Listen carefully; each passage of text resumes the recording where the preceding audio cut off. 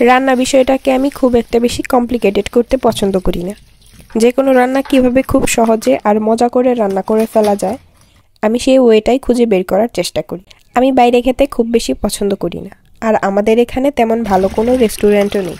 তাই নতুন কিছু খেতে ইচ্ছে করলে ঘরে যা থাকে আর নিজের যেটা ভালো লাগে সেটা দিয়েই বানিয়ে নেওয়ার চেষ্টা করি। রান্না করতে আমি খুব ভালোবাসি। ভালোবাসা, শখ এবং প্রয়োজন থেকে এই পেজটা খুলেছি। তাই রান্না করে তোমাদের মাঝে বিভিন্ন রেসিপি শেয়ার করি। যারা এমনিতেই আগে থেকেই রান্না এক্সপার্ট, তাদের তো আসলে রান্নার ভিডিও দেখারও কোনো প্রয়োজন নেই। আর যারা গুছিয়ে রান্না দেখতে ভালোবাসে, পছন্দ করে, তাদের জন্যই আমার এই পেজ। কিন্তু আমার এই পেজে কিছু ইন্টারন্যাশনাল মাস্টারশেফ আপু ভাইয়ারা এসে ইচ্ছামতো ভুল ধরতে থাকে। তারা যে কিভাবে একটা অপরিচিত মানুষের ভিডিওতে এসে এত সেম কমেন্ট করে, আমি এটাই বুঝি না। প্রতিটা মানুষের টেস্ট বাড আলাদা, প্রত্যেক অঞ্চল, প্রত্যেক ফ্যামিলির রান্নার ধরন, খাবারের ধরন আলাদা, রুচি আলাদা। এটা কি বুঝেন না?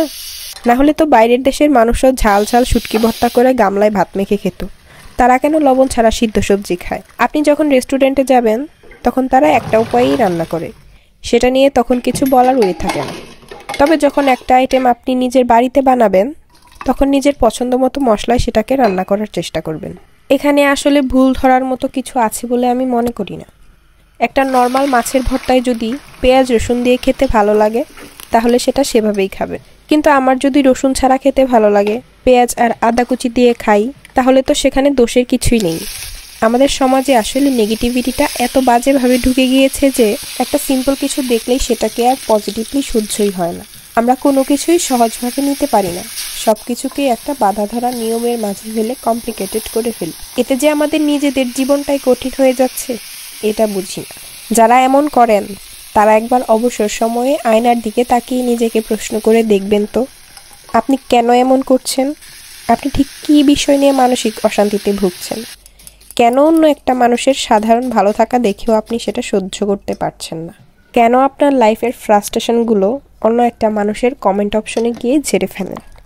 নিজের কাছে এই প্রশ্নগুলো করে তার উত্তরগুলো খুঁজে বের করার চেষ্টা করুন। অন্যের পিছনে পড়ে না থেকে নিজের সমস্যাগুলো সমাধান করার চেষ্টা করুন।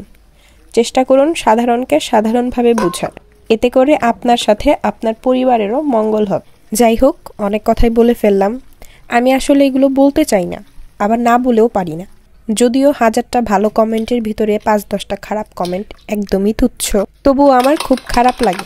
কারণ হচ্ছে আমি অনেক কষ্ট করে ভিডিও বানাই, সময় নিয়ে এডিট করি, রাতের নিস্তব্ধতায় বসে ভয়েস দিই।